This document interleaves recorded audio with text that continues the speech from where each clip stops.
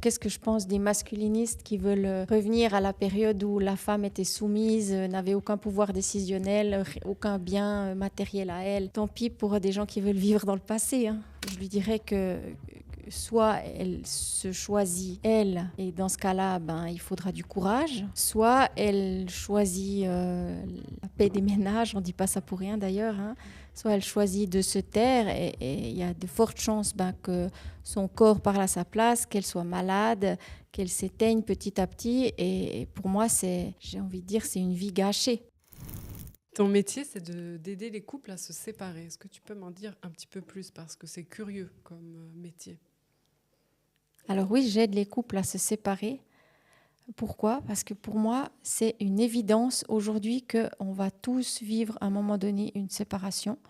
En tout cas, c'est dans l'ordre des choses aujourd'hui de se séparer et on ne sait pas le faire clairement. On nous apprend à se mettre en couple, on nous apprend à comment faire pour rencontrer des gens, pour faire des dates, etc. On nous apprend à comment construire une famille, mais jamais on parle de nous apprendre à comment se séparer. Et pour moi, c'est une des choses qui devrait faire partie des discussions de couple quand on décide de construire un couple, de qu'est-ce qu'on fait le jour où le couple il se termine en fait, et comment on va faire. Mais pourquoi tu penses qu'on n'en parle pas? On ne parle pas du fait de se séparer parce qu'on on veut pas en fait que ça arrive. Et on est encore dans un mode où si on n'en parle pas, ça n'existe pas. On est dans le déni, quoi. Une sorte de déni. Ok. Et pourquoi tu veux aider les gens à se séparer?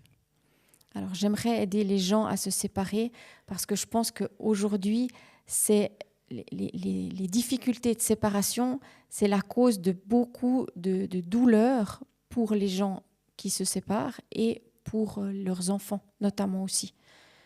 Et j'aimerais que ça devienne facile en fait. Alors facile, c'est peut-être pas le mot, mais que ça devienne comme une évidence que quand le couple est terminé, on se sépare tranquillement, on continue notre route sans se tourner le dos, mais avec des chemins qui prennent un petit peu plus de distance en fait.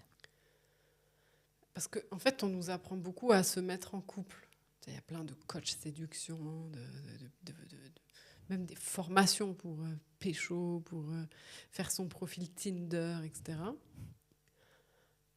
On nous apprend beaucoup, en fait, à se mettre en couple et comment séduire, comment réussir son couple. Mais jamais et une fois que c'est fini, il se passe quoi, en fait? Et je pense que c'est aussi pour ça que ça termine en bain de sang. Parce qu'en fait, on ne sait pas se séparer, on ne sait pas comment faire. Ouais. On nous apprend, c'est vrai, à se mettre en couple, mais on ne nous apprend pas à se séparer. Et c'est pour ça, c'est une des raisons pourquoi ça se termine en bain de sang. Et en fait, ça ne devrait pas. Il y a plus aujourd'hui de raison que ça se passe comme ça, mais c'est parce qu'il y a tellement d'émotions et tellement d'attentes par rapport au couple, souvent, qu'on ne peut plus en fait se séparer. On a de la peine à se séparer sans que ça soit douloureux. Karine, pourquoi c'est important pour toi d'aider les couples à se séparer de la bonne façon? Pour moi, c'est très important d'aider les couples à se séparer de la bonne façon parce qu'on nous apprend tellement à se mettre en couple, à construire un couple, à rencontrer des gens, etc., à séduire, mais on ne nous apprend pas à se séparer.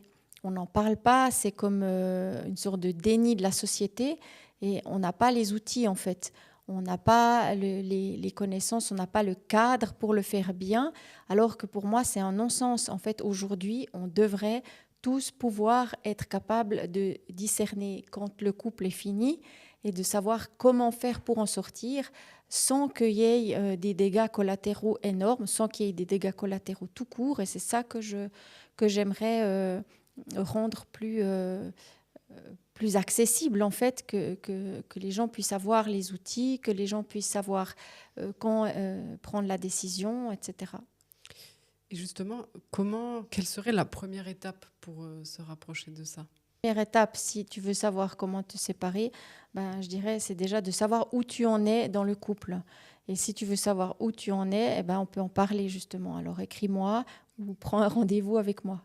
Particulier comme activité quand même. Non mais c'est vrai. Pourquoi tu as eu envie de faire ça?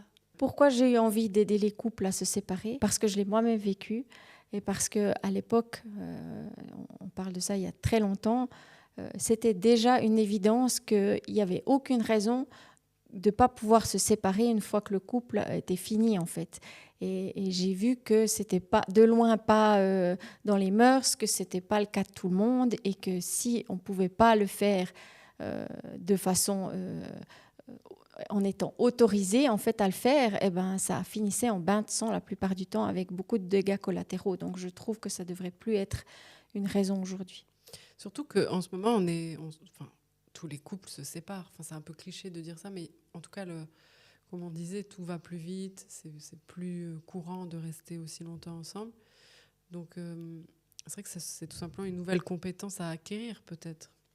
Oui, aujourd'hui, c'est une nouvelle compétence à acquérir que de savoir se séparer parce que c'est dans l'air du temps, c'est dans les choses normales en fait d'avoir plusieurs couples dans notre vie aujourd'hui. Et déjà, ça commence déjà à l'adolescence en fait. Mais tu vois, ça me fait penser qu'il y a, je sais pas si tu as vu Netflix, ils ont fait un reportage sur tous ces masculinistes, tu sais, en ligne, qui disent qui aimeraient retourner avant. Genre, la femme n'a pas de compte en banque, dépend de l'homme, etc. Toi, t'en penses quoi? Je trouve que c'est un peu une version arriérée, mais tu vois, je trouve que ça va pas trop dans l'air du temps, justement.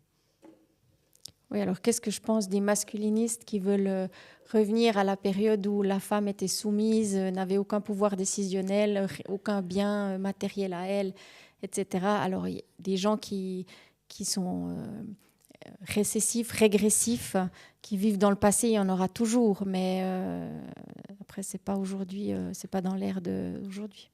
Mais du coup, eux, Ouais. ils vont s'insurger de ton travail. Oui, alors des gens qui vont s'insurger de ce que je fais, il y en aura, mais il y a aussi des gens qui sont contre Internet ou contre la 5G ou je sais pas quoi. Donc après, tant pis pour des gens qui veulent vivre dans le passé, hein. Tu dirais quoi à un couple ou même ou à une femme qui se dit j'ai envie de me séparer, mais qui hésite, qui est pas sûre, tu vois, qui est un peu comme ça, qui a peur du conflit également. Parce que quand on pense séparation, on pense conflit quand même, globalement. Et perte. Je vais perdre de l'argent, je vais perdre une relation et on va être en conflit. Tu lui dirais quoi? Ouais, alors c'est vrai que si quelqu'un se pose la question de quitter son couple et de quitter son conjoint, mais qui hésite et a peur, qu'est-ce que je lui dirais? Ben, je lui dirais que soit elle se choisit, elle, et dans ce cas-là, ben, il faudra du courage, soit elle choisit la paix des ménages, on ne dit pas ça pour rien d'ailleurs, hein. Soit elle choisit de se taire et il y a de fortes chances que son corps parle à sa place, qu'elle soit malade, qu'elle s'éteigne petit à petit. Et pour moi, j'ai envie de dire, c'est une vie gâchée. Et surtout s'il y a des enfants dans l'équation, euh, je lui dirais à cette femme, qu'est-ce que tu veux transmettre à tes enfants en fait? Est-ce que tu veux leur transmettre que ben voilà, une fois qu'on est en couple, on n'a plus le choix et puis on n'a plus qu'à s'oublier, se mettre de côté et puis subir? Ou est-ce que en fait, on a toujours le choix?